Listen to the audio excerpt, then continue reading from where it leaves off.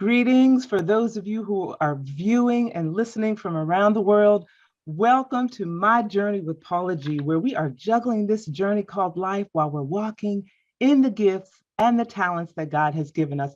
Thank you all so much for joining us. If this is your first time on the journey, we welcome you. We appreciate you viewing or listening. If you're returning, welcome back. It is so good to have each and every one of you back. You know, I always tell you all when I open this show that time is precious. It is the one thing that we cannot get back. So for you all to think it not robbery to spend just a little bit of time with us is truly, truly appreciated as we prepare these shows each and every week. We'd also like to take a moment to thank our underwriters, because without our underwriters, we would not have the opportunity to bring you so many testimonies and so many stories of those who are indeed juggling this journey called life while walking in the gifts and the talents that God has given each and every one of them. And you know, underwriting is a great way to gain exposure for your business, your product or service, as well as embracing the journey.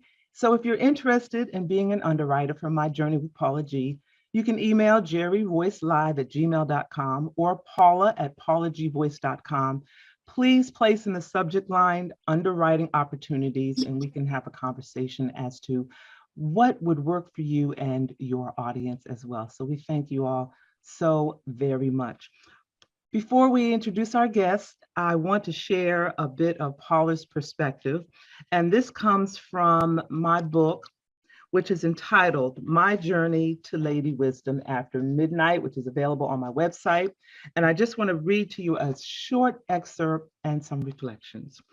The journey to finding the authenticity of who we were created to be as individuals begins at different points for all of us. You must determine where your journey begins. You must stay encouraged and stay focused on your journey. And as with all journeys, there will be obstacles, there will be setbacks, trials, tribulations, triumphs, sorrow, pain, joy, and losses. There will be detours, and some may be in the wrong direction. And you may travel in the wrong direction for a minute, and it may take you a while to realize that you're not going in the right direction. But once you realize you're traveling in the wrong direction, you may have to start over. But don't fret, don't get discouraged. It is all part of the journey. And I'm telling you, I'm a witness to that. As I've been on this journey, there have been detours, there have been obstacles, there have been setbacks. And I want to encourage you today, those of you who are on a particular journey of doing what it is that God has purposed you to do, to not get discouraged, to keep your eye on the goal, keep your eye on the vision, keep moving forward, because as you continue to move forward, you get over those obstacles, there are lessons along the way. And once you reach that goal, once you are really marinating in the purpose that God has created you to be, you'll reflect back and be blessed for that journey, where you'll be blessed for those trials, you'll be blessed for those tribulations, and you'll be that much stronger and wiser. So be encouraged. So I hope that encouraged you today. Well, today's guest, I am so excited to have these two. They have been on my particular journey with me for quite some time, and I'm so appreciative. And the accolades for both of them, I could take 10 minutes going through the accolades of both of them, but I'll just share just a little bit with you. Firstly, he is a former talk show host. He's a media icon in print, broadcast journalism. He's the founder and president of the National Black Radio Hall of Fame. He's an executive. She is a singer. She's a songwriter. She's an educator. She's a psychologist. And the two of them together, in my opinion, are a dynamic duo. And we welcome to My Journey with Paula G, Bernie and Uvee Hayes. Thank you all so much for joining me on the journey. It is so good to have both of you here. Thank you for inviting us, Paula. Appreciate it very much. Thank you so much. And your opening statements were just absolutely beautiful. Oh, Inspiring. thank you. Thank you. Thank you. Thank you. So before we get started, for those who have been with me during my radio days and live interview days, whenever I have a couple such as yourselves, I always want to share with the audience, firstly, how many years that you all have been married. How many years have you all been married? Approximately Bernie, 40, you want to take that? 40 years. 40 years. So that's a journey right there, right? Yes, it is. Great journey. A beautiful, beautiful journey. Yes, yes. Yeah. So, ladies first. So, Uvee, I will ask you share with us some reflections of that journey and some wisdom that you can share with other couples. Well, I must say, my husband has been so supportive. Anytime you are there trying to do something, like you said in your opening statement, you get the ups and downs. It's like a roller coaster. But my husband has always been there to support me and just edge me on. And you need that. You really do. So I am so happy and so pleased. And this last song that I did, it was truly for him. Yeah, and we're going to talk about that and the song that I love from a few years ago that you did as well. So we're going to talk about that. So Bernie, share with us reflections of the 40 years of marriage and any advice or nuggets that you have for married couples. Well, it's just that she continually amazes me. She continues to show talent that I am finally discovering, even newly discovering. One example, at one time we opened up a beauty school, a beauty shop, and her being a school psychologist and a singer and an author, she still went to get beautician's license. so she would know the business that much more. And that's how efficient she is. So when she does something, I mean, she dives 100% into it. And that still amazes me. I'm just amazed at how much and dedicated she is to any object that she pursues. That is so beautiful that both of you, even after 40 years, are still discovering things and still appreciate the support that you lend to each other. That is Yeah. so beautiful. That is so beautiful. So Uvee, you were talking a moment ago about your latest song. So tell us the inspiration behind your latest song and tell us a bit about your latest song.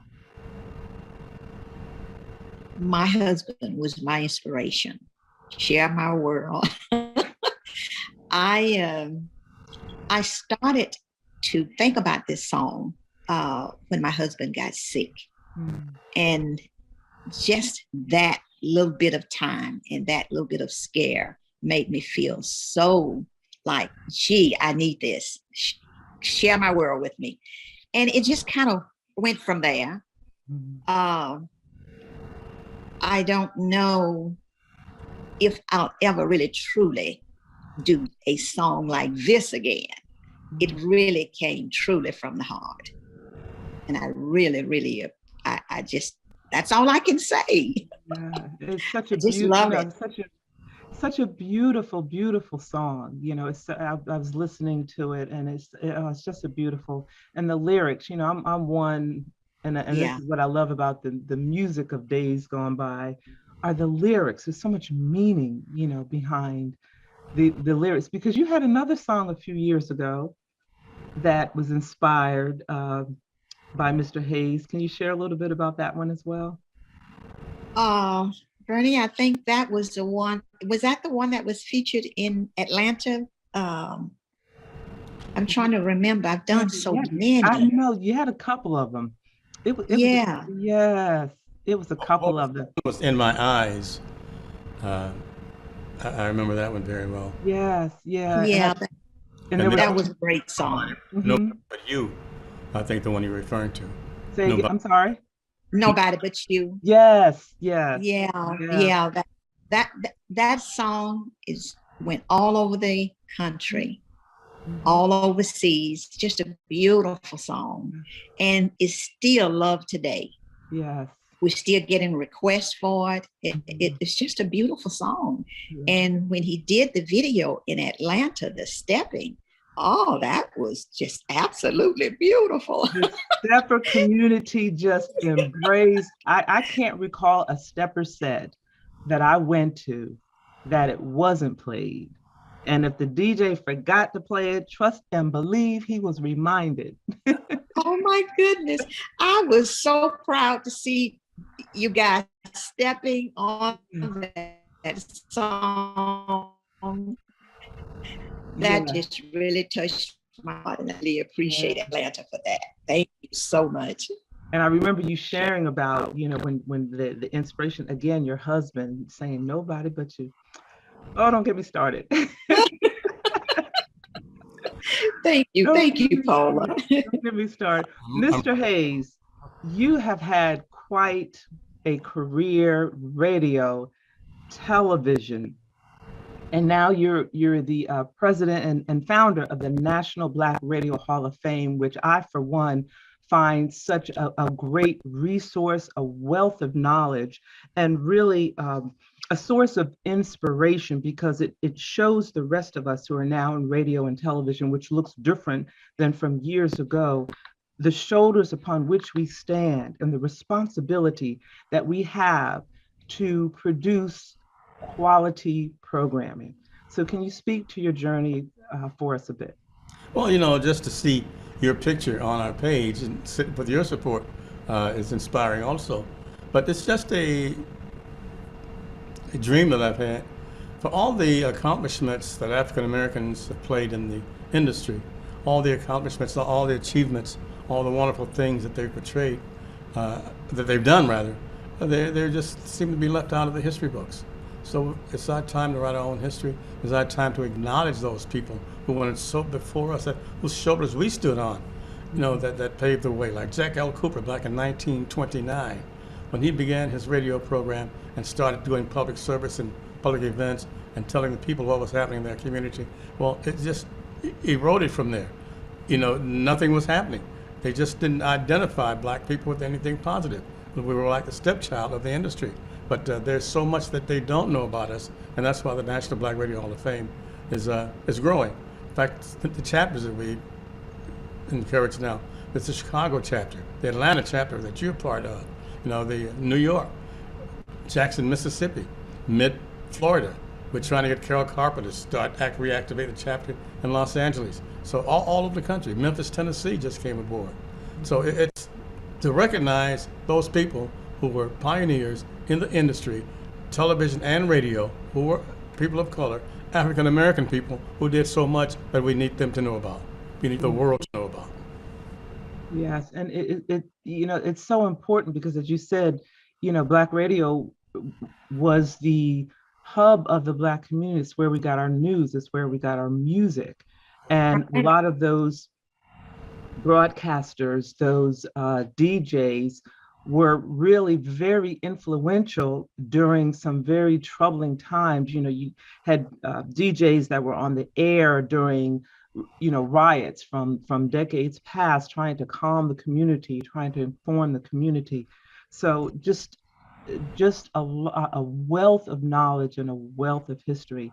And, speaking of the shoulders upon which we stand, just your career in itself, just phenomenal. I think it's almost like you've touched on every aspect, from being a DJ, from being a news broadcaster, print journalist, radio, television. Can you share with us some reflections on your particular journey and how you have seen this industry change?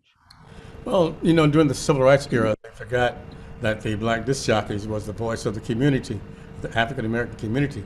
And the black disc jockey, the black DJ, the black announcer would tell the people where the important meetings were. They would tell them where Dr. King would be. They would tell them where Jesse Jackson. They'd tell them where all the important figures in the movement would be moving and acting. And that's so very important. The most, I appreciate all the accolades that you give me, but what I'm most proud of in the industry, and it's been 65 years now, are the actions I took against radio stations, against bigotry, against the persons who thought that black people weren't worthy. We closed on one station who thought that we were giving too much black information to the public. We closed down a station that said that white people supposedly earn more money than black people. We closed down a station that just was not knowledgeable enough, who wanted to change formats after the African American community made the station number one. They wanted to go to a pop format in that time. They forgot what the African American community had done for them. There's so many, WERD, WDIA in Memphis, WRD in Atlanta, all these wonderful stations were pioneers, and they told the people what they needed to know. People that other stations just took for granted or did not involve the people whatsoever. And the black disc jockey, the black announcer, the black TV and radio person was the one who was the conduit for all that. Just listening to you, just what you shared with us in this small amount of time, it's just powerful. It's just so powerful. Uvee, you are singer, songwriter, educator, psychologist. How have you been able to use your psychology background, education background, in regard to, I'm kind of asking a twofold question, in regard to your music, and then also a separate question, what are your reflections? We have come through 2 years of a trying time.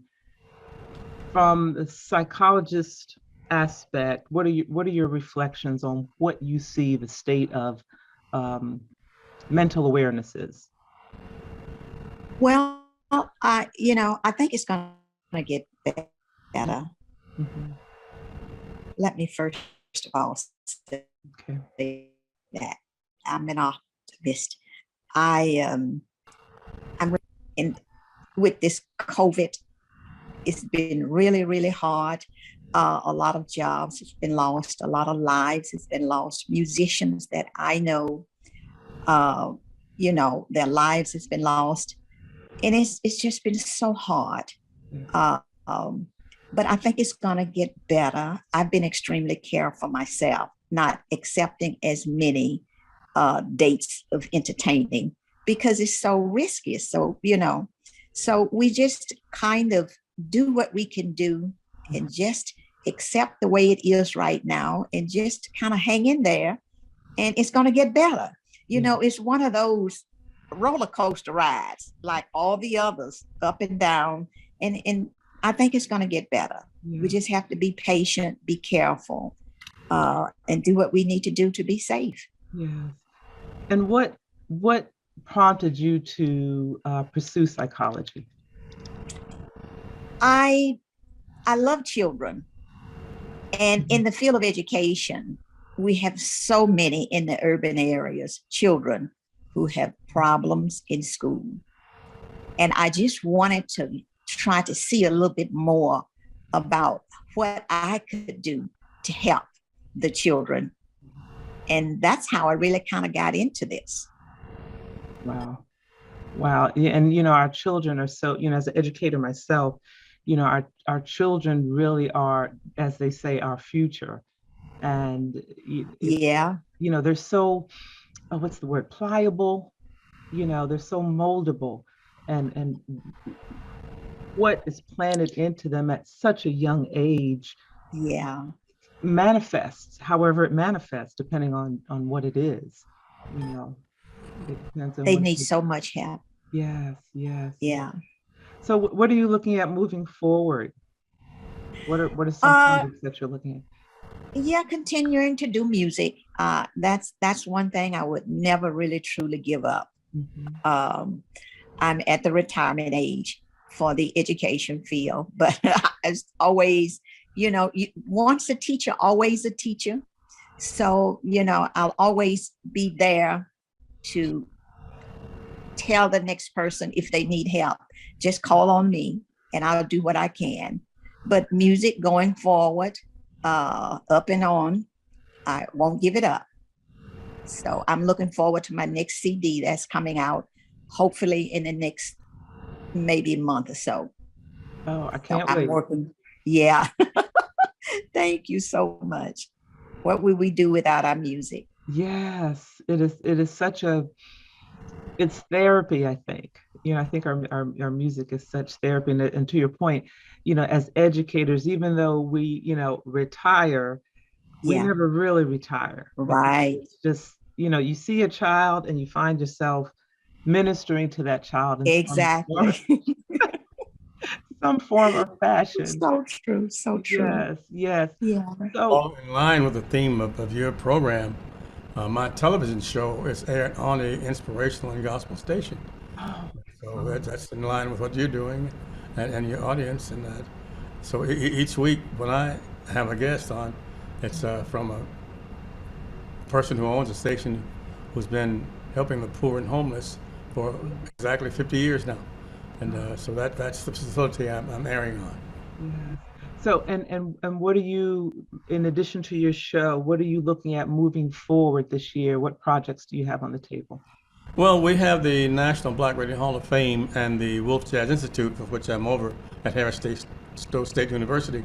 We're moving into a new facility, a brand new facility, a $3 million facility, hopefully in mid-August, around that time. And looking for that. I am not going to be the interim director of the National Blues Museum much longer. I'll just have an emeritus status there. So it'll continue to go, the National Blues Museum. And I'm just looking forward to the National Black Radio Hall of Fame expanding and bringing on more chapters. We're talking to Al Bell in Little Rock, Arkansas now, and Al's supposed to come on. Tyrone Davis out of Jackson, Mississippi, he's very active now. So just so many people. And then that's the future, hopefully, of Bernie Hayes and Uvee Hayes. And for those who wish to learn more about the National Black Radio Hall of Fame and your show and so forth, can you share with us your social media or website where they can find out more information? NBRHOF.com. That's the National Black Radio Hall of Fame.com. And they'll see your picture there too. Okay, thank you.